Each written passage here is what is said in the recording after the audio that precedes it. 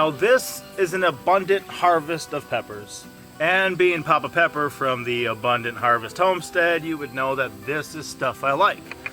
Part of the reason that we succeed is, of course, a lot of hard work, a lot of experimenting and learning things ourselves, but also part of it is standing on the shoulders of those who've gone before us, using methods that others have proven to work, and then of course just doing our own research and just understanding things in the way that they were created, you know, as far as how the soil should function, how the plants should grow, different things like that. Now, what I'm sitting on, and my son Monster Truck here is sitting on, is the edge of what I call an OZARKS HUGEL mound. Now, a HUGEL mound, technically you dig out a hole, you take that soil, you put it off to the side, and a lot of times it's not as good of soil as what you're aiming for, and then you lay down a bunch of stuff like rotting logs and different things, and you fill that in, and then you put the soil back on top of it. Well, that works fine in the OZARKS if you have heavy equipment. Most of the soil around here, though, is either rock or clay or a mixture of the two. So if you don't have heavy equipment, there's no way I'm digging some big old trench by hand.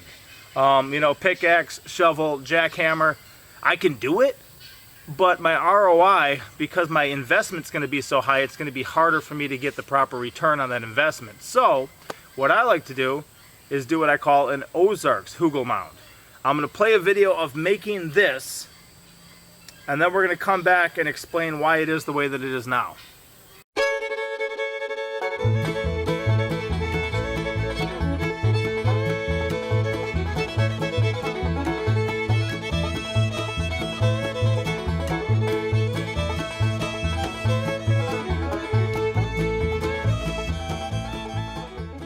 So today we're going to show you guys our first HUGEL mound ever. This is it. Definitely could have went bigger, but I was just using the space that I had available and trying to get rid of some of the things that I could use.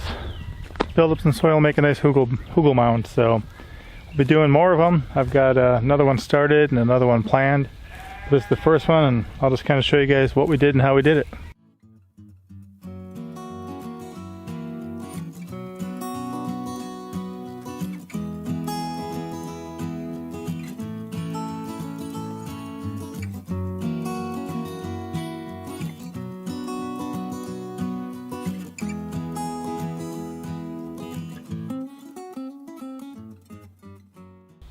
Alright guys, Papa Pepper back again.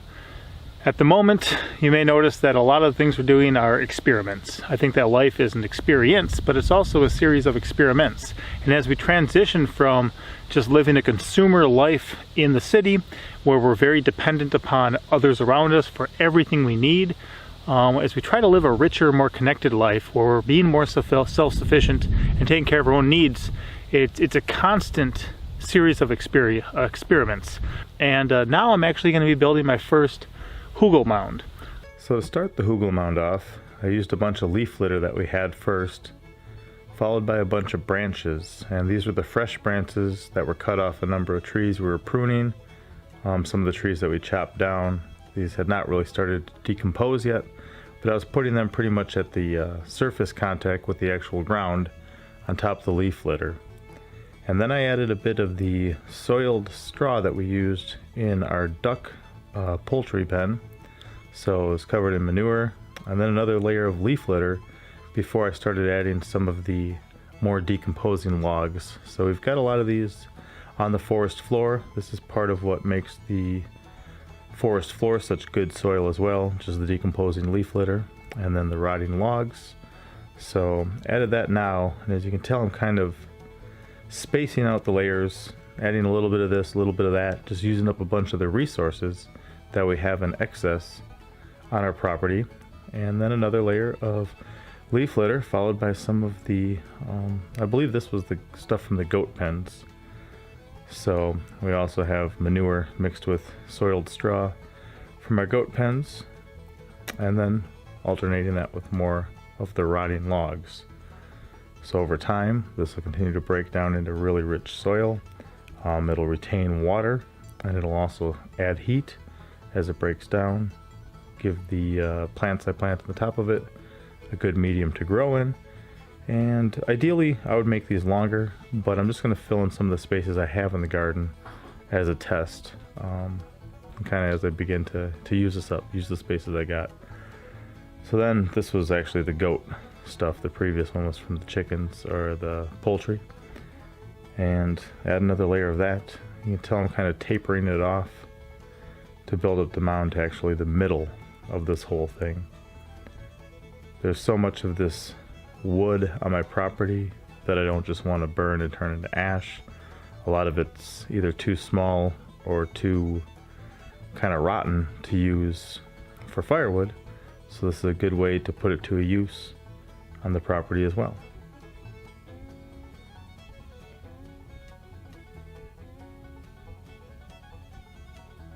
So it was, of course, quite a bit of work to do, but I plan on having it pay off in years to come. And then just to hold everything in place, I drove a number of sticks at an angle just to tie it in, and then began adding some topsoil and compost in different layers too, packing it down as I went. So as long as all this stuff is buried and beginning to kind of decompose, break down, and I cover it in a nice layer of topsoil and compost, I'll be able to plant directly into it. Doing more shaping now, adding more topsoil to the top, and then I added an extra layer of rocks around the base just to kind of hold it in place.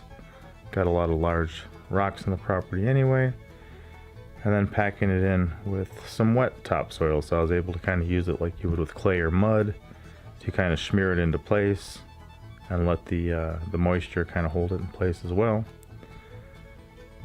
So at this point I'm really preparing to plant, covering it up with just a good layer of topsoil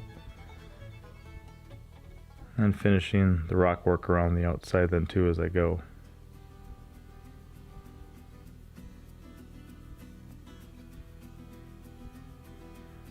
So once I had a good layer of all of this around it, I was really just getting ready to plant. I decided to take a variety of seeds that would kind of dig down into it and hold it together. Things like daikon radish, carrots as well, some turnips, kale, and then as time progresses I'll sow some perennials in it too. But at the moment I just sprinkled some stuff that would sprout up rather quick, hold it in place, covered it with another layer of straw, and then you can see I'm taking thin sticks and bamboo, laying them across parallel to the ground to hold the straw in place, and then using forked sticks, driving them at an angle to hold those long parallel bamboos and sticks in place, just to kind of tie it together. Those can stay in there, they can rot, they can fall apart in time, but it holds that protective layering of some old straw I had, which was part of our winter cold frame. Hold that in place to protect it, keep the moisture underneath, allow the seeds to sprout up through it. So this is our first hugel mound. It'll take a while for it to break down completely. So from where my feet are to where the top of this hugel mound is now, this OZARKS hugel mound, is only probably about 16 to maybe 18 inches. That's the peak. So if you look at what we actually built up, this has compressed over the years, which means all that organic material we were putting in there has been breaking down. Now with all of our raised beds, I like to grow in a better growing medium than the rock and clay, so I'll scrape an area bare, I'll cover it in a heavy layer of mulch, I'll use these rocks, which I consider to be a free, indestructible, rearrangeable building material, because they're everywhere here. Do we have rocks? Yes, sir. How many rocks do you think we have? I don't know. No, millions, and we still haven't ran out. I'm actually importing rocks to the property, but we still haven't ran out. And then what I can do then is build up over time that raised bed, and I can rearrange it if I want, and then I keep putting the soil growing medium inside the bed. So it's rabbit manure, and it's compost, and it's leaf mold, it's other things to keep building up.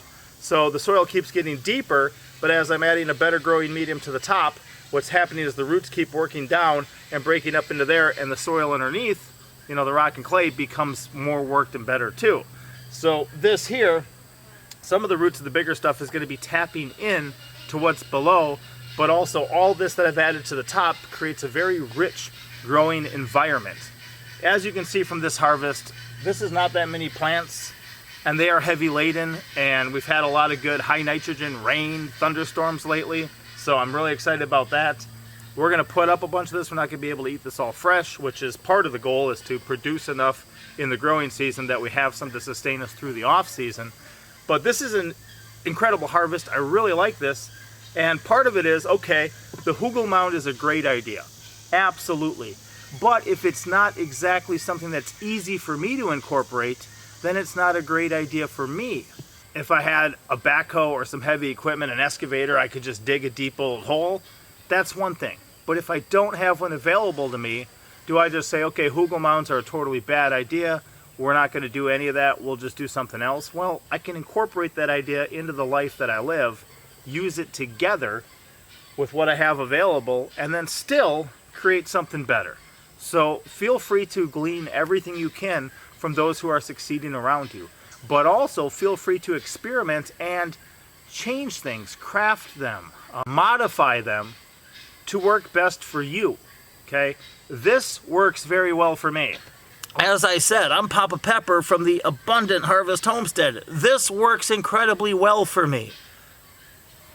So make sure you're getting creative out there and doing what works well for you. And you may not know until you try. I'll see you guys next time. Be blessed.